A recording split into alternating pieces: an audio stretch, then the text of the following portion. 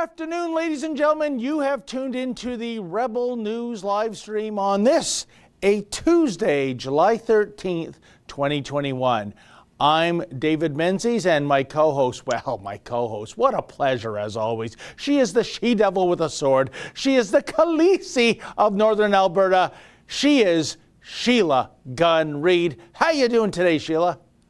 David, I am great. I understand we were running a little bit late because you were running a little bit late, and I was sitting here at my computer in eager anticipation of going on air with you. Well, let me tell you what happened. As you know, I have a plug-in hybrid vehicle for one reason, and that is I get to drive in the HOV lane by myself because I have that beautiful little green plate. And can you believe it? Those hooligans at the Ministry of Transport closed the HOV lane, the lane for my beautiful green goblin to drive in, adding 15 more minutes to the drive. I had to go with all the other schlubs without green vehicles.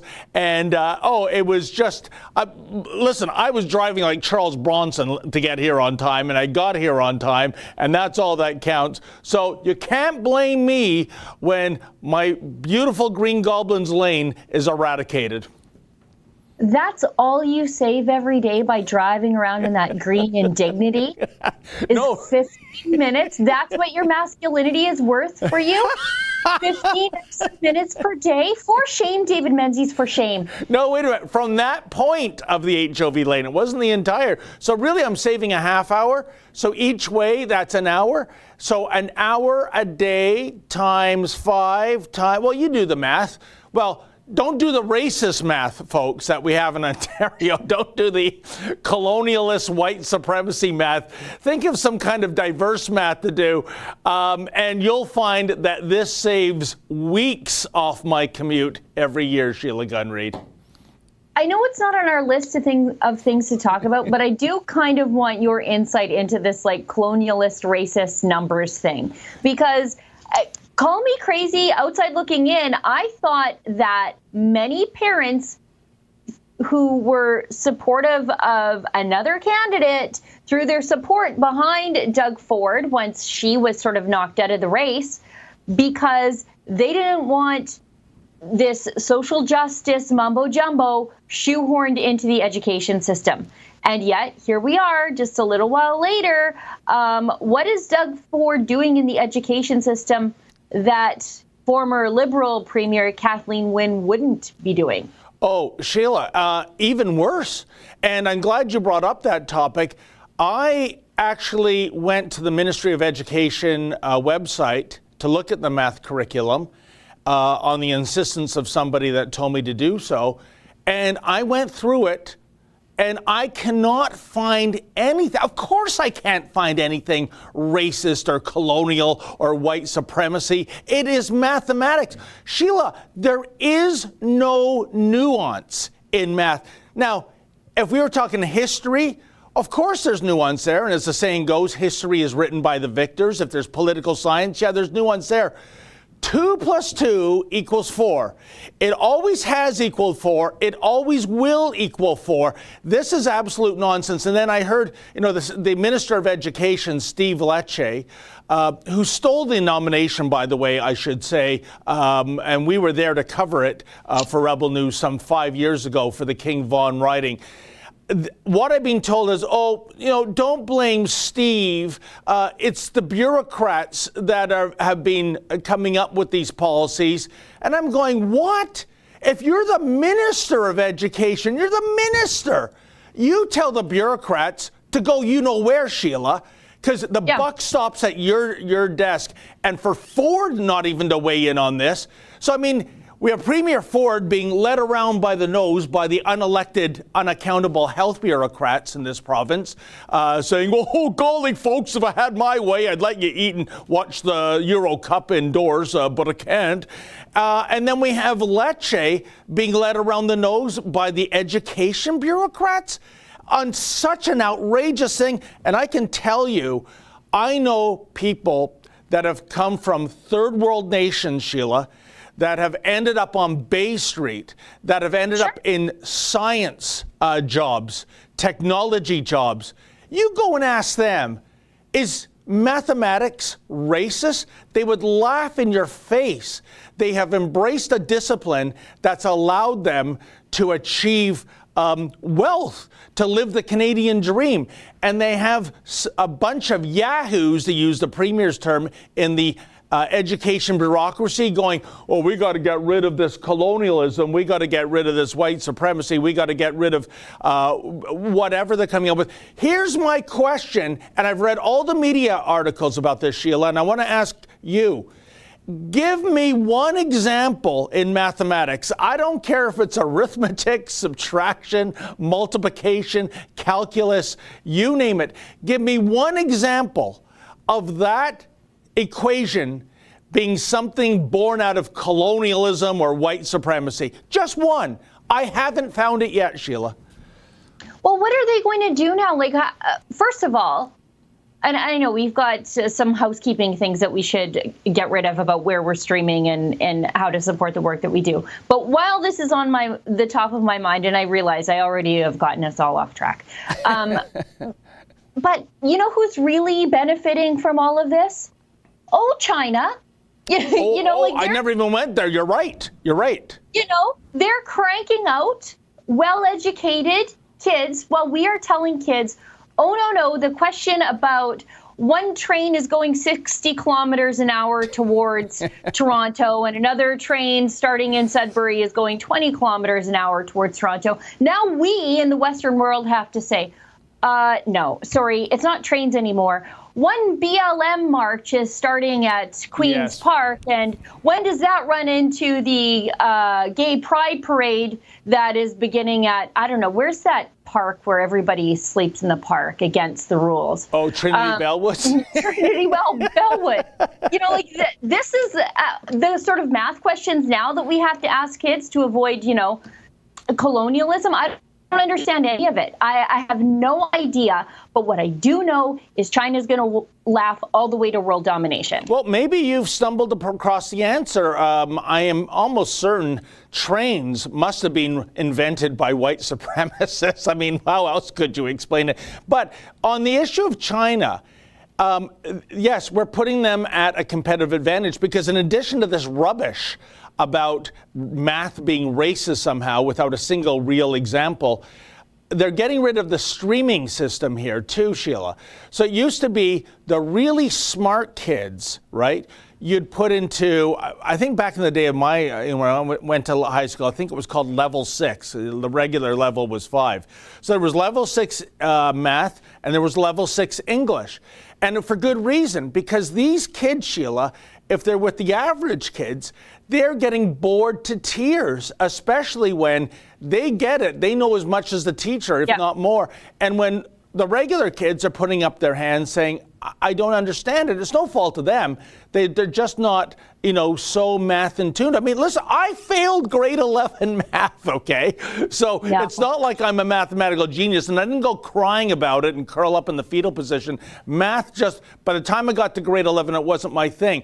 But do you think I was offended in the least that there were people not only passing grade 11 math, but excelling at grade 11 math and excelling so much they went to another level? Oh, no, we can't have that. That might hurt the self-esteem of the other kids, right? Just like failing kids would hurt their self-esteem, which we don't do anymore in Ontario, Sheila. Even if little Johnny or little Janie can't spell cat, if you spotted them the C and the T. So, tell me how this is going to position our kids moving forward to compete in a global world. It's going to put them at a disadvantage. Well, and even worse than that, we are graduating people with a whole pile of unearned confidence. Yep. That they've never been failed at anything. They've never not succeeded at anything. And their feelings have been protected from any sort of discomfort. They've never experienced disagreement. And they are going to go up against, the forces of the world that are hell-bent on world domination. Imagine the cry rooms these people are going to need, our future leaders. I dread the next generation being in charge. Well, this is what you get when you have so-called progressive, leaning on communism, school unions, Sheila, and school boards that have been infiltrated by these very same people. So it's just, the common denominator, to use a racist math term now, is the status quo, and it eclipses logic. And it's just so sad to see a conservative government with a guy like Lecce and a premier like Ford not wanting to ruffle any feathers, not wanting to upset somebody on the education beat at the Toronto Star or the CBC, that they just meekly go along with it. What a disgrace. And I just dread for the economic future of this country. Yeah. Who do we have that is going to be able to lead a business, let alone government? I mean, these are the people we're graduating right now. And please don't send me letters. I know not all kids are like this. I have kids that are not like this. But this is by and large the culture of public education these days, and especially the university system. We should get to some of these housekeeping issues, though, because we're 12 minutes. Before we do, can I just give you a little example, since we're on this tangerine, and then we'll get down to business, because I never thought I would see this happen. I knew a couple who had a young child in elementary school, and this is back in the early 90s here in Toronto. And they were taught, they had a parenting model where you never say no, you never say that's wrong. And the people I knew went over to their house, and their kid came out, and they said, it was a simple mathematical equation, right? It was, what's 10 plus 5? And he'd go, 17. And they clap, they go, good answer, good answer. Is there a better answer? And then he goes, 9. Now he's actually gone even worse, because the question is 10. And they're going, good answer, good answer. Do you think there's a better answer? They would even say, do you think there's a correct answer? Because that's too much into the territory. And this blew my mind, and this was something from the early 90s, and now we see it coming to fruition, right? Let's never say you're wrong. Let every answer go. Maybe there's a better answer or a more appropriate answer, but don't say that's a wrong answer. It might hurt the kid's self-esteem. True story, hand up to God, Sheila. And here we are. It's all coming to fruition through official ministry policy. I can't wait till all the gender-neutral babies raised on decolonized math are in charge of the world. I just can't wait. We're in for a wild ride with the Menzies. I think I'll be dead by then, and I'll be smiling in the coffin. Yeah, if you're not dead, you'll be wishing you were. Anyway, let's get to the business of the day, because we've got people watching us for some reason, and they're still tuned in. So we should tell them what we're doing here. Please. So this is the Rebel Daily News live stream. Yeah, we actually eventually get around to talking about the news of the day, or at least stuff.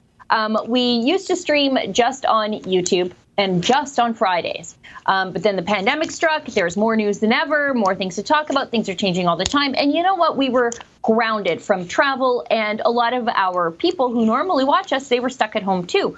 So we thought, why not convene the Rebel Friday live stream 4 more days? So 5 full days of the week. We stream at 10 a.m. out here in the West and 12 at the center of the universe. I mentioned YouTube. We do stream there, but mostly just for spite and a good place for people to find us, because they have completely demonetized us there. They're a censorship platform. That's just how it is. They don't want us there, so we're going to remain there. And we don't want to completely abandon the 1.5 million people, very nearly, who have subscribed to us there. But if you are watching us on YouTube, might I suggest you take a bit of an off-ramp and head on over to one of the other platforms that doesn't care about your politics, because I don't need a platform to be conservative. I just need a platform to shut up, leave me alone, let me talk. And that's what's happening over at Rumble And might I suggest, if you haven't already subscribed to us on Rumble, could you? I think we're at 79,000 subs on Rumble. And boy, it sure would be great for David and me to be the ones who ticked us over the 80K mark. Yes. And so you can watch us on Rumble. You can also watch us on Super U. That's a great free speechy platform. Over there, you can talk back and forth. You can do something called the Super U Shout, and you can leave us a tip on Super U to support the work that we do because, as I mentioned, we were completely demonetized by YouTube. And, of course, we'll never take any of Justin Trudeau's bailout money. So you can support us out of your own free will. We're also streaming on Odyssey. Odyssey has 2 different ways to support us. So you can buy some of Odyssey's library cryptocurrency, and you can send us a hyper chat, which is something akin to the old super chats on YouTube. And you can send us a message, donate to us some of your library cryptocurrency, or you can tip us as a creator for the video content. And I think that covers all the bases of the housekeeping. Yeah, and when you tip us, it can either be a dollar amount or a percentage. Oh, gee, Sheila, I'm getting into colonialist math now. Yeah. Just strike that from the record. David D. Grace. Anyhow, what's very much in the news these days is the vaccine, as always. The mainstream media is consumed with what I call COVID porn. They just feast on, broadcasting how many new positive cases there are. It's all doom and gloom. And speaking of doom and gloom, we have a little video here, folks, on Premier Kenney and vaccine passports. Check it out.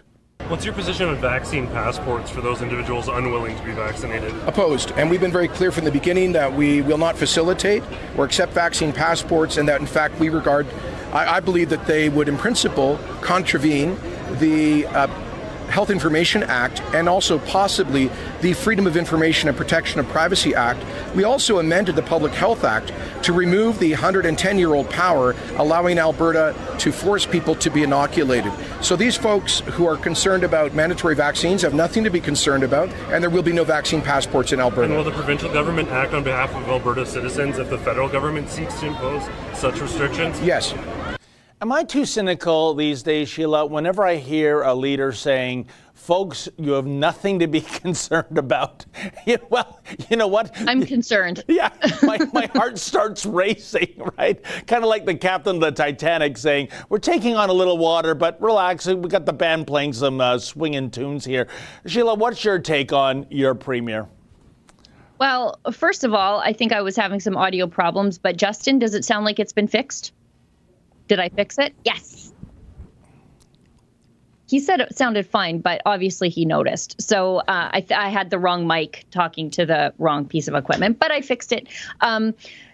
My concern with Jason Kenney is, while he says he's against vaccine passports, the first major event in Alberta post-reopening requires vaccine passports in 2 different ways, and I forgot about the first way. So the one that everybody's talking about, all the public, is that you require basically proof of vaccination to go into Nashville North. Now, Nashville North is one of the huge attractions at the Stampede. It's the live music venue, and as you know, we haven't had live music in 16 months. We love our country music. We love partying at the Stampede. This is the place to be. If you're not at the rodeo, you go over to Nashville North and you require proof of vaccination there or rapid COVID testing. So you can get in the queue to get a number to go and get rapid tested to get into Nashville North. Even though I think well over 70% of our population has had at least one dose of vaccine. So there's one vaccine passport that's happening at the event that Jason Kenney was literally at. He's at a Stampede pancake breakfast. The whole city is engaged in the Stampede. And that has slipped his mind that, wait, we are actually testing a vaccine passport at this quasi-public agency, the Calgary Stampede. And secondarily, for the American rodeo cowboys to come up. So these are the guys who actually have been competing in rodeo in places like North and South Dakota, Wyoming, Texas, Florida, all the places where they could qualify for and participate in rodeos leading up to the Calgary Stampede. Whereas our guys really didn't get a chance to do any of that, the Canadian rodeo cowboys, unless they were in the States. They required proof of vaccination to compete in the Stampede. And because of that, a lot of world champ rodeo cowboys said no. And, you're dealing with American cowboy culture, so you don't tell them what to do. You're not going to tell them you need to get this experimental medical engage in this large scale medical testing to participate in the sport that you've been safely participating in all these open states in the United States. And so a lot of them didn't come up. That's where we're at. And so when Jason Kenney says to Adam, yeah, we're not doing vaccine passports here, you're literally doing vaccine passports here. So that's really interesting. So you're telling me, Sheila, they're saying to these American cowboys, you need both jabs or you don't get to ride, period. And, right. And I mean, that is amazing. What I want to ask you, and forgive my ignorance, when it comes to Nashville North and the Calgary Stampede, who runs that? So the Calgary Stampede is this sort of quasi-public agency, and so I think it's got some money thrown in by the city of Calgary, and it's sort of this self-perpetuating agency. So while it's kind of private, it's kind of not really, and but it is this testing ground for the first major reopening event where there are 2 different vaccine passports required for people to engage in the Stampede. Yeah. I guess it would be like the what you guys have an exhibition in Toronto or whatever it is. It's like that. And that, of course, would be the city agency. Of course, that's been canceled again this year. Mm-hmm. It usually takes a world war to cancel the CNE, but now it's just COVID. No, because I would love to get, Sheila, a legal opinion, even if it's a private, a quasi-public agency, whatever you want to call it. Do they have, indeed, this right to say that you want to attend, you want to compete, you've got to have both jabs, or else the answer is no? I don't know. I'm just posing it as a question. Maybe it's something we should run by our lawyers, and maybe these are court challenges in the near future to come. Well, and, for Jason Kenney, again, in a world of Cuomos, you always want to be a DeSantis, but more often than not these days, Jason Kenney's more of a Cuomo. And so you look at how Ron DeSantis reacted to the cruise ship companies when they said, okay, if you want to come on a cruise ship, you're going to have proof of vaccination, which is basically a vaccine passport. Ron DeSantis said, well, then you just can't dock in Florida. Sorry, you won't be docking here. You won't be doing business here. Beautiful. And I love that, Jason, man. He's the thought leader of the Republican Party. Yeah. But Jason Kenney didn't say anything about that. He just said, yeah, we're not doing them, but you're literally doing them. You're standing at an event where they're doing 2 of them. So, and so what you have is 2 different classes of people, right? If you want to be, much like they did on Game 7 of the Leafs-Canadiens series, that was Toronto's first vaccine passport event when they allowed a whopping 350 people into a 20,000-seat arena. Yeah. You had to have both jabs, or else you don't get it. So, there's 2 classes, and of course, I assume, Sheila, you know more about rodeo than I do. Some of these American cowboys, they would be stars, I guess. They would be, name brands. And so you're depriving the fans, the top talent. Yeah, and these guys have been competing in mostly open states. Like, think about the rodeo states. So you're thinking about Florida, you're thinking about Texas, you're thinking about Wyoming, North and South Dakota. These are open states. These are healthy guys, top of their game, and some world champs have declined to come to Canada to participate in our flagship rodeo because of the vaccine passport requirement. Unbelievable. And again, like you say, they're denying the fans the ability to see these guys, but they're also denying Canadian rodeo cowboys a chance to compete against world champs. Exactly. Well, but you know what, Sheila, to be fair, when I competed as a bull rider in the 1985 Smoky Lake Rodeo, Justin's favorite story. Yeah, Justin, he's going to hear it again, but I got both jabs. They weren't needles, they were the bull's horns going into my torso, but I got the jabs. I sure did. I will say, though, good hustle by Adam there, because Adam was there, by the way, and I'll just tease it. We don't really have the video ready yet, but Adam was at that event with the Fire Chandro billboard truck. So it's not like he was in a welcoming place. He showed up at a Premier Kenney event where it would be attended by largely Kenney loyalists and deep conservative partisans. And I think most of us in Alberta are conservative, but we're sort of non-denominational conservative. We ascribe to the values of conservatism and not any particular party, especially these days. But Adam took that truck behind enemy lines. He drove it right into the enemy. He parked it out front, and then he got in there and he asked a question. And Adam's question about vaccine passports was headline news yesterday in every major newspaper, I think, including the Globe and Mail. And so good on Adam. That it takes a lot of guts to go somewhere where most of the people there are not going to be receptive to your message of the billboard truck. And then you get out of the billboard truck and then you walk into the media scrum where most of the media doesn't like you either. And then you ask a man that you've spent the last 90 days being highly critical of a tough question. So good for Adam. So, indeed, good for Adam. But I guess what you're getting at, Sheila, it brings to mind the phrase, like a skunk to the garden party. Oh, yeah. That's the welcoming he probably got. And probably not even in nasty comments, but just I can only imagine the glares, the heat vision look in the eyes of these partisan Kenney supporters.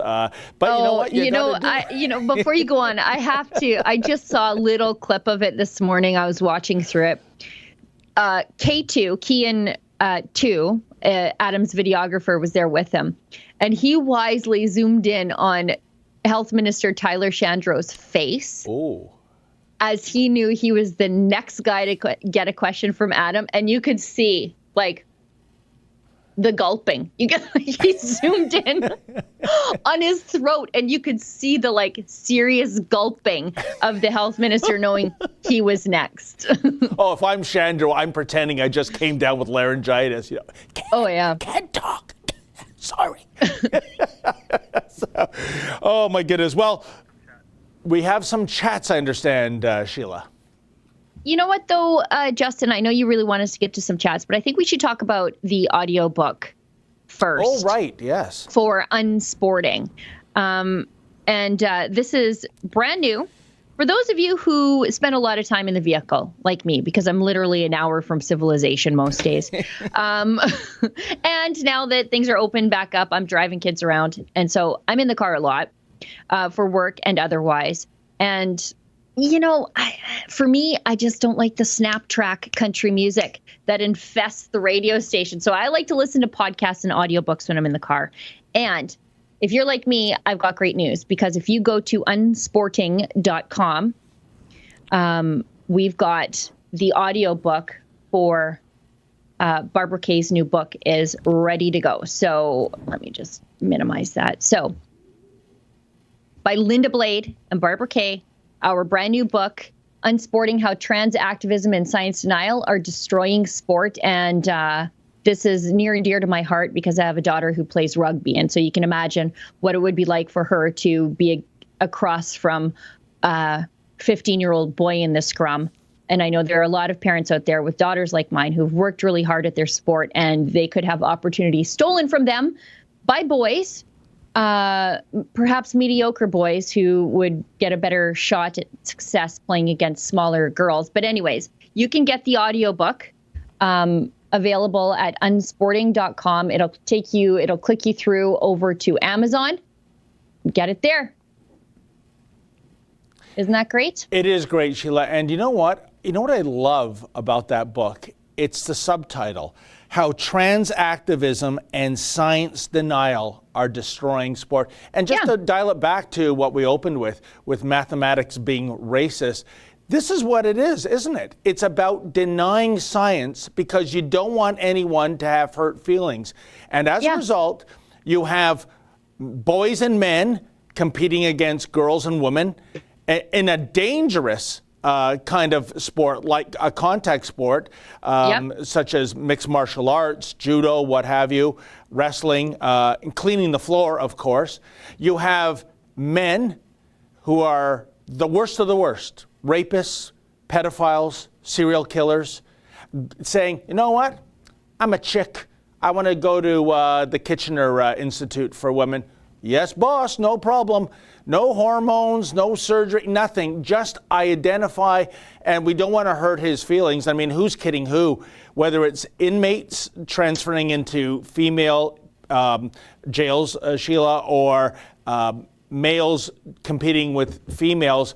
This isn't about hurt feelings. These are con artists scamming the system, gaming the system, and we will capitulate. We will take a knee and we will deny science, the same science that has been used as the catalyst for almost 2 years of COVID misery, that we are beholden to the science of COVID-19. We can't let you get a haircut. We can't let you go shopping, et cetera, et cetera, et cetera. So the science is embraced for all it's worth in that case, but it is denied in case a transgendered male might come up with a tear or two for not being able to either compete with real biological 100% women or get incarcerated with those same women. What an absolute disgrace. I would bet you, Sheila, if you had, I don't pick a country at random, you know, including ours, if you had a referendum on this, do you think this should be allowed? It is the high 90s, like 99%. I would bet my life on it of people saying, no, this is wrong. So, Sheila, why do we have the tail wagging the dog on this issue? I'm old enough to remember when men who wanted to punch women in the face were bad guys. But now we're just like, yeah, mixed martial arts. I guess you just could be a girl and compete against the girls and severely injure them and end their careers. And with regard to like men being in female prisons, these are by and large men convicted of crimes of moral turpitude, as they say. They've made a career out of being less than ethical, often liars, hidden their crimes, and yet we're like supposed to just believe them when they wake up one morning and say, I don't want to be in cell block C with Big Joe. I want to be in the ladies' prison where it's a whole different atmosphere, a whole different culture.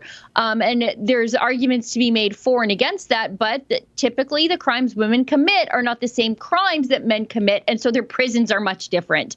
And as you pointed out in that, or as one of the people you pointed out in a video that you recently did about this issue of men being in female prisons, I know that we're talking about sport, but this is all part of the same issue, is that oftentimes women's children are visiting them in these prisons, which is why they're a lot softer. It's better. It's oftentimes better for the kids to not be separated from their mothers. Sometimes there are babies born in these prisons where they are with their mothers for a while. And then you have these problematic men choosing to be women so that they can enter these prisons. And, you know, you in that video actually that you did, there were transgender people there. Who were saying, like, we're not against transgenderism. That's right. There was a transgender person there who spoke out on behalf of women to be safe while they are behind bars. Well, and so that's the problem in all of this. Exactly, Sheila. There was a transgender person that we put on camera. And if that transgender person is with the real biological woman saying this should not be happening, if that's a representative of the transgender community, then who in blue blazes are we protecting? You know, we're protecting a perverse idea, I think, that is not a real thing. And, you know, speaking of those women that were protesting outside the Kitchener facility for women, You know, what was heartbreaking was that you have men, and Sheila, I'm not kidding. We had a photo of one, facial hair, muscles, tats, the whole thing. Like, never in a million years would be confused as a woman. And going into this institution, harassing women in communal eating areas, harassing women naked in a communal showering area. Can you imagine? I'm talking physical, I'm talking sexual, and the guards turning a blind eye and, you know, can you just deal with it? But if you use he, him to describe that lady, don't you dare misgender that. Don't you dare misgender her, right? Or else you're going to have privileges taken away. This is insanity, Sheila. Well, and I know I'm going to sound social justice-y here, and I'm not. But a lot of these women end up in a life of crime. Yep. Because of trauma early in their lives. And a lot of that trauma is related to sexual abuse from men in their lives and sometimes strangers. But more often than not, it's not from strangers. And so that sets them down this path, oftentimes of drug abuse and high-risk lifestyles that lands them in prison. And I think it's that way for everybody. I think probably men too. I mean, you just don't wake up one day and decide that you're going to, you know, become a career recidivist. However, you know, for that usually is the entry point for a lot of women into their life of criminality, is that abuse point. And so they are taken into the custody of the province, the state, whatever, where their liberty is taken away. But it is the onus on the province to keep them safe while they're behind bars. Yeah.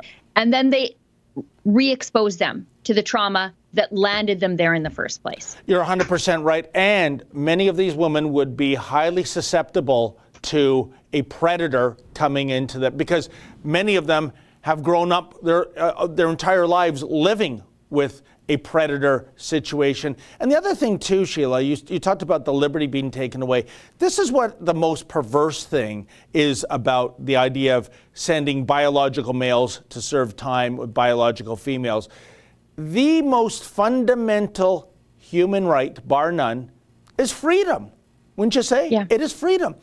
We have taken away that right when you're a prisoner, and for good reason. So if we've taken away your fundamental human right of freedom, then why can't we also take away your phony baloney right of I'm a woman trapped in a man's body and I want to serve in this prison? It makes no sense. You know, you were talking earlier, it just occurred to me, you were talking earlier about, you know, that this is coming from the same people who told us the last 16 months to follow the science. Yeah. But I think we are in, with regard to that, in the last 16 months, I think we might actually be in the feelings part of the follow the science. I think we might be headed towards exactly where people are on denying biological reality with regard to men in women's prisons, men in women's sports. I think with COVID, we are at the point where we have surpassed biology and we've headed into feelings territory. And you see this with people who continue to wear the masks. Oh, yeah. And when you ask them, they say, oh, I'm double vaccinated. However, it makes everybody around me feel better. So we're there, I guess. We've abandoned the science and we've already moved into, well, feelings, part of that issue, too. It just takes time to get there. Oh, I think, as our boss Ezra said, that the mask is now a political symbol more than protecting you from the cooties of the COVID-19 virus. This is a symbol saying, I like big government. I like big lockdowns. I like being told what to do. How else can you explain? I mean, just driving in today, I'm on Major Mac, and I look over and there's a single driver in a Lexus SUV wearing a mask. And I see it all the time. What kind of a jabroni does this? I mean, there's 0.0 risk. You've got the windows rolled up, you're in a little bubble, and you're wearing a mask. What are you protecting yourself from? Why are you putting yourself through such misery? I feel sorry for those people. They used to irritate me because it irritates me when I see people just so easily brainwashed. I know. But I know. I feel bad for them. I feel bad for them the same way I feel bad for people who are abused by cult leaders. Yeah. And they just get in there. They're true believers. They can't get out. Some part of them still exists where they know, like, this is not how it should be, but they're doing it anyway because they surrounded themselves with other people who are like-minded, and they've purged all the people out of their lives who would be that baseline for normal, which is exactly what cults do. And so I do pity them. I really do pity them. I'm with you. And for some reason, it bugs me too. But anyways, that's my issue to deal with. So Sheila, why don't you read some of the chats that have come in, and then we'll go to a day and time in Toronto, which is Sunday evening after the Euro Cup, where we saw all this BS evaporate when it came to masking and social distancing in Little Italy. We got some footage of that. But before we go on, how about a few of those chats, my friend? Sure, definitely. And again, before we get too far away from it, because that conversation took a lot of twists and turns. That conversation made me a little car sick with all the twists and turns there. But moral of the story, the audiobook for Barbara Kay and Linda Blade's book, Unsporting, is now available on Amazon. So do get it if that's how you consume your books, because that's how I consume books. I just can't sit down and read. I put it in my ear and go do some gardening or whatever. And by the way, Sheila is not exaggerating, folks, when it comes to car sickness. I experienced it firsthand with her in Israel in 2018 when the bus was going down a windy mountain road. And this woman, who can strangle a wolverine with her bare hands, curled up in the fetal position. I didn't know what to do. I thought she was, punking us, but yeah, she can get car sick. So if you ever pick up Sheila, should she be hitchhiking, don't go to any mountainous, winding roads. It's very bad for her. There's a surprising amount of switchbacks in the Golan Heights. That's all I have to say. Okay, we've got to get through these because I know Justin is whispering in my ear. We've got a Rumble chat from Frog Soup. Used to joke, they're going to start saying math is racist. Well, that's no longer a joke. Yeah, these people are beyond parody, friend. They are very much beyond parody. I don't even know, like what you make fun of them today. They're just like, gonna do tomorrow, so don't give them any ideas, I guess. We've got a Super U shout from Leaf J. I'm sorry, I don't believe Kenney at all. We've got a Rumble chat from Share 21. I truly hope Kenney keeps his word this time. I don't think he's keeping his word because he was at an event with 2 vaccine passports. Anyway, we've got a hyper chat from Susan J. Grant. Kenney and the passport, LOL, as he allows Nashville North to demand proof for entry. Yeah, you have to. You had to produce proof of your vaccine status to basically get into a nightclub. Sheila, could this be a new cottage industry in the months ahead? Counterfeit proof of vaccination for those who don't want to or can't get vaccinated, to say, well, here's my papers, I don't know. And I'm sure the government will come up with some sort of electronic passport that they're not going to mandate, but boy, you're going to need to sign into before you take your QR code to get scanned so that you can go into the nightclub. Like, I think we're almost there. Like, we are there in some instances, but I think the technology is so easily and quickly adopted with everybody's got a QR scanner on their phone.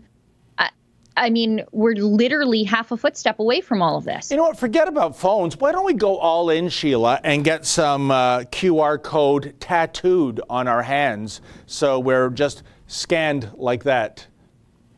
Well, I don't know if you saw yesterday, but, well, I'm sure you didn't because you're wise enough to not waste your time on Twitter. But Gerald Butts, we all know Gerald Butts, he took to Twitter yesterday to tell people that we should take the view of COVID as we did secondhand smoke. And he said, increasingly of the view. This guy's insane, by the way. I was just like, anyways, increasingly of the view that this is like secondhand smoke. If you want to be unvaccinated in private. But don't expect access to public spaces where everybody else did their part to end the pandemic. Then he goes on to say, do you want a tiny minority to have the freedom to harm themselves and others? Or do you want restaurants and schools to be open and safe? I don't know, Gerald, but you sound a little bit like an anti-vaxxer, because it sounds like you don't trust the science of vaccinations. Because if you're vaccinated, what do you care that what everybody else is doing? Why do those people have to hole up in their house because Gerald Butts is some kind of hypochondriac who doesn't trust the vaccine that he took? And Sheila, without knowing his position on this issue, I would again bet my life that if I was to ask Mr. Butts, are you pro-abortion, he would say absolutely, and he would do the old her body, her choice. What happened to my body, my choice, Sheila, in the day and age of the pandemic? That kind of got eclipsed, didn't it? It suddenly turned into the state has the right of what goes into your body, deal with it. Well, and what else does Gerald Butts want from these people? What else should the unvaccinated not be allowed to do? Should they have to go to separate schools, maybe use different water fountains, different bathrooms? Like what? Where does this end? And the reason I bring this up is because as he was tweeting this last night, incidentally, I was watching Tucker Carlson, or actually I was listening to Tucker Carlson on Fox News on Sirius XM. And Tucker was talking about what this sort of stuff means in practice and who actually this carves out of society, who this renders housebound and segregated. And for a guy whose boss or best friend did blackface at least 3 times, this is not a good look on Gerald, because the largest segment of the North American population that is resistant to vaccination, who are sort of declining vaccination or slow to be vaccinated, that it's African Americans. And as Tucker pointed out, many are citing the Tuskegee study, where they said that Black men were being treated for, I think it was syphilis, but they weren't. The government was saying they were. And so there's this history that exists there for large segments of the Black population to be sort of skeptical of these mass medical experiments for them to be a part of.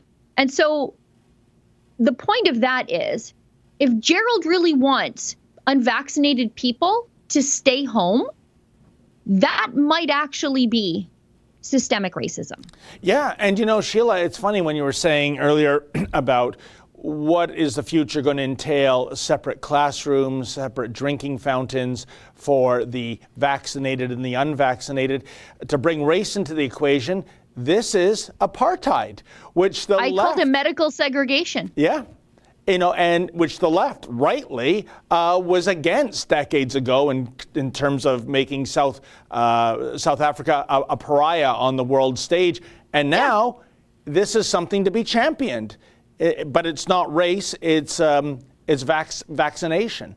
So the hypocrisy is stunning. Well, yeah, and the amount of people who are saying, well, are you vaccinated? Aren't you vaccinated? I mean, it's just, what happened to privacy, decency, propriety? That all went out the window now, because a good portion of the population still remains complete and total hypochondriacs. Yeah. That they are so scared of something the TV told them to be scared of, that they think they have a right to know about the private medical status of other people. And if you don't tell them, they think you should be unable to leave your house. And you know, Sheila, you can't get away from the preaching. Yesterday, I went to McDonald's and I looked in my bag where my Egg McMuffin was placed, and I saw a purple piece of paper. Here it is. It's from the government of Ontario, and it reads in part, millions of people across Ontario have received their COVID-19 vaccine, and then in big letters, do your part, get your shot. I just want to eat my McMuffin. Why am I being preached to? And by the way, you can't get away from this. Who's paying for this? You know, this must be, I'm going to look into this. This is the Ontario government running a press Geez, maybe Deco Labels got that contract. I was just going to say, that's a pretty shiny piece of paper. But they must be paying McDonald's for the distribution rights, to put in everyone's meal, this government propaganda. So I wonder what that little tidbit, but, in these days of billion-dollar debts and deficits, it's probably just chump change, eh, Sheila? That's pretty glossy paper. That's expensive. I know. Okay, let's keep going because we only have 10 minutes left in the show. Go to Super U. A Super U shout from Alberta separatists. Jason Kenney and Notley are trying to hold my beer, outdo each other at destroying Alberta. We've got a hyper chat from History Club World. The World Health Organization apparently doesn't want us to own pet dogs as they study dog food to find antibiotic-resistant bacteria. Follow History Club World on Instagram. I remember a couple years ago, the environmentalists left. It was all the rage because they've effectively sterilized themselves, right? Like none of them are having kids to deal with climate change, which is, for me, I like kids and I think all kids deserve to be born. But I'm like, do the environmentalists realize that they are just a problem that's fixing itself for me? But anyway. You mean they're creating their own extinction event? Yeah. And I'm like, well, I just have to wait long enough for them to take care of that problem on their own.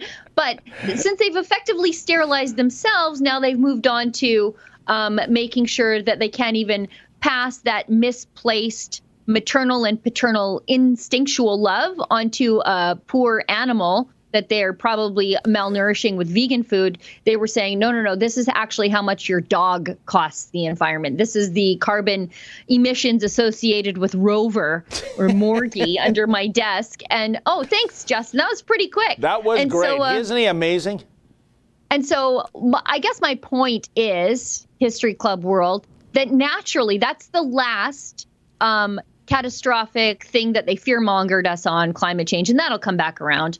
But so naturally, they would like to make sure that you also don't have pets because of COVID. Nobody can love anybody and be normal. No, don't love anything. Don't be normal. Just die alone, apparently, is the message of the left. And Sheila, just a message to that community. When it comes to man's best friend, it isn't an environmentalist.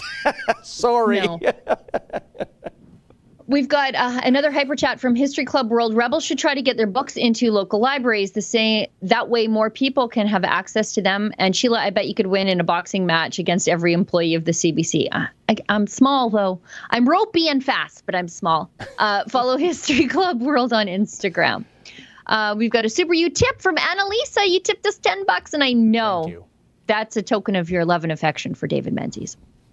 It's the next Super U tip is my friend Mike Mayer from Freedom Honey. He tipped us $5, but Mike Mayer is also a Canadian Forces veteran who is one of the co-founders of People versus Predators. So he's doing some very great work, not only advocating for veterans after the service, which is something that he kind of sort of does in the background, but for kids and for communities who, you have these high risk, alleged, but sometimes convicted in some instances, pedophiles being released into the community. The communities don't even know. Some of them are being released on bail after reoffending while on bail.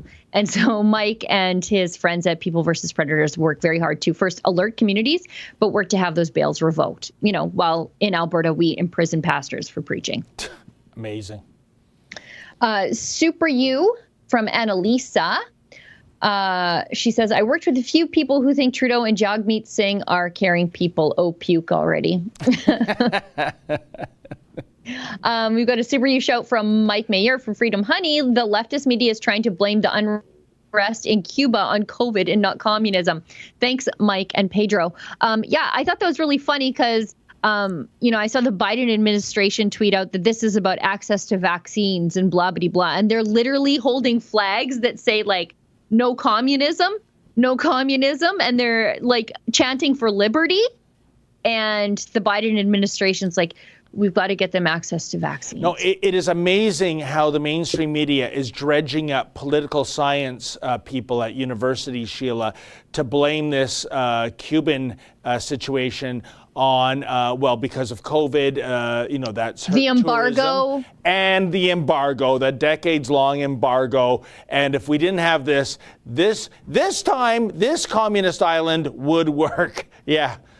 Yeah, we need to drop the embargo to keep their communist leaders in power longer. It's That's what they want us to do. And none of them... you're causing this civil unrest. So release the embargo so that there's no more civil unrest. And the ultimate result of ending the civil unrest is keeping the tyrants in charge longer. Unbelievable. We've got a Rumble chat from Frog Soup. Anyone else feel like it's too late for Canada? Well, I don't know. I'm Albertan. I'll just leave the country, take my province with me. I don't know about the rest of you guys. Where are you going to go? You guys are going to have to... No, we're just going to take the whole province and go. I see. Figure it out. You guys can sort out your own problems. We're out of here. Not my problem when we're gone. We've got a hyper chat from History Club World. I read a bunch of the articles from the mainstream media about Alberta going COVID pass free. None of them mentioned that the question was originally asked by Adam Sos.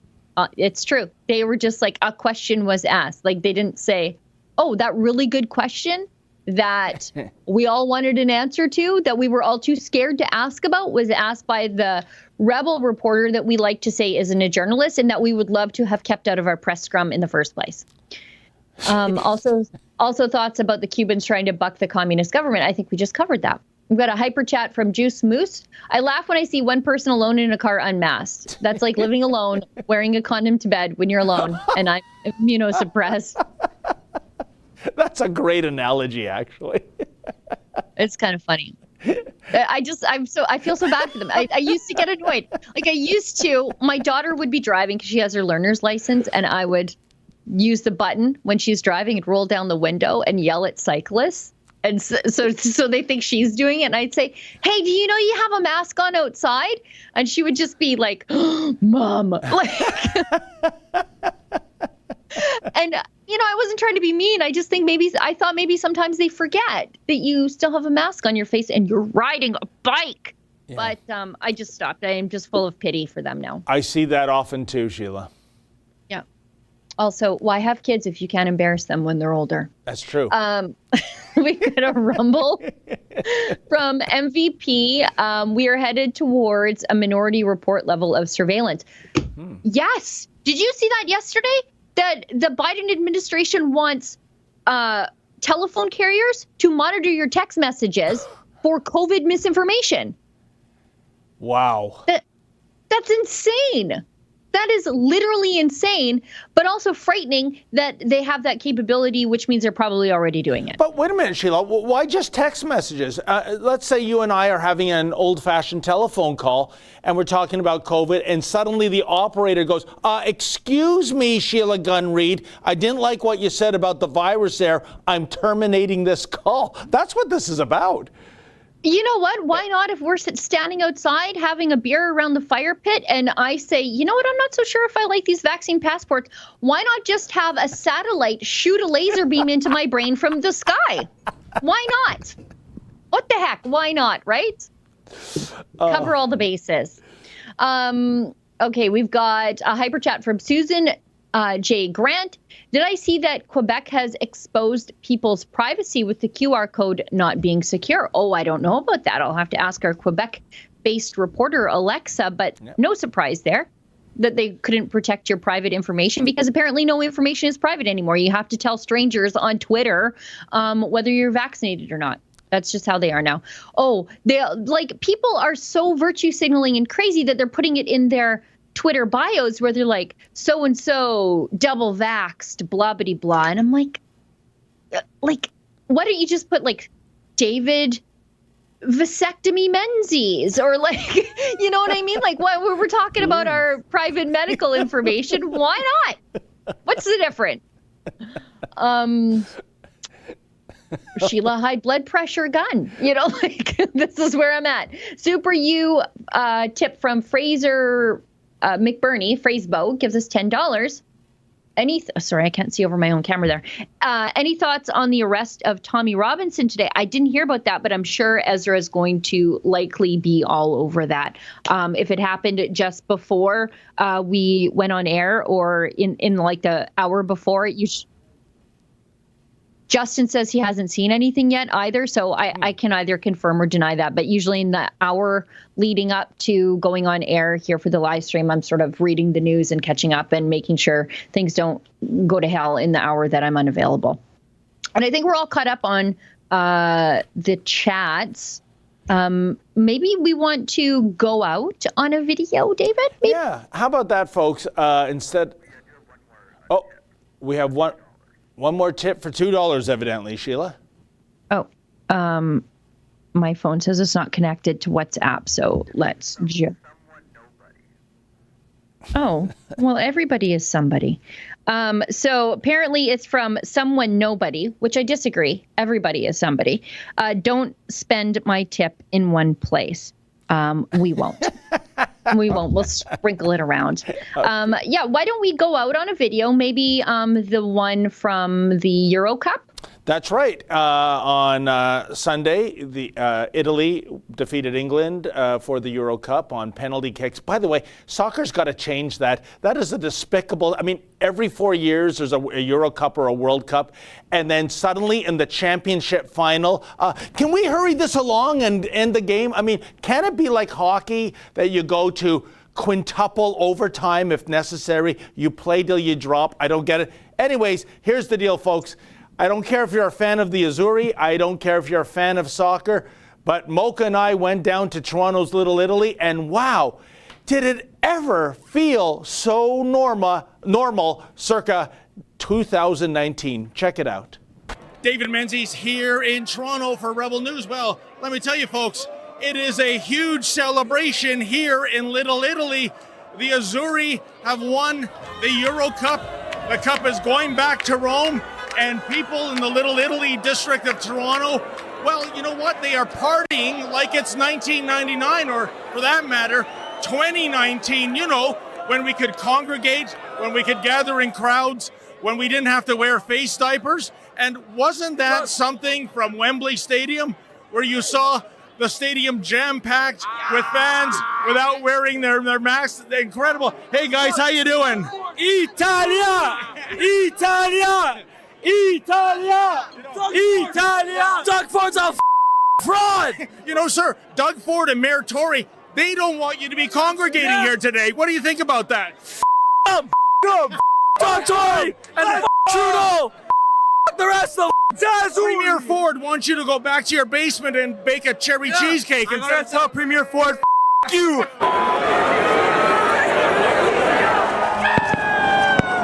Mayor Tory and Doug Ford, they want all you people to go home and socially distance and wear a face diaper. This has been going on for a long time now. It's about people to celebrate, get out, and live life again. It's been enough. People need to live their life. Let's go! Toronto. Isn't it amazing? It's like 2 years ago, but Doug Ford and Mayor Tory, they want you to go home and socially distance. No, they want you to wear a mask, ma'am. no, They want you to socially distance even in your own home. not happening. John Tory went here without wearing a mask. This is the Toronto that I love and miss. This is it right here. But Doug Ford wants you to go to your basement and bake a cherry cheesecake. Not happening. I'm living life. This is my life, and I'm going to live it my way. How do you say a bunch of yahoos in Italian? Bunch of shimyaw, no se embarrass. Oh, I loved being there, Sheila. Like I said, it was so normal. And, you know, that little screenshot we had of Mayor Tory, to use your line, did that double vaccination turn Mayor Tory into a little old lady? I mean, I don't know what's going on there. I don't know. The more I see him, the more I'm like, does that thing do something to your testicles? Because I don't, and I'm not trying to be rude, but he's looking like a 65-year-old grandma. I'll have to check his gender pronouns on his City Hall page. Is it still he, him, or is it she, her, or maybe it's that Z-zer in between Twilight Zone?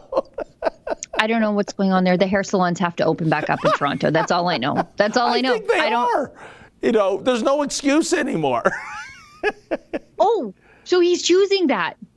Okay, Yeah. well, you know what? Okay, whatever. But, you know, when I look at that video that we just watched, I can't get over what a diverse crowd that is. Like, it's not, it's young, it's old, it's minorities, it's you know, like, for lack of a better term, old stock Torontonians, and like it's everybody.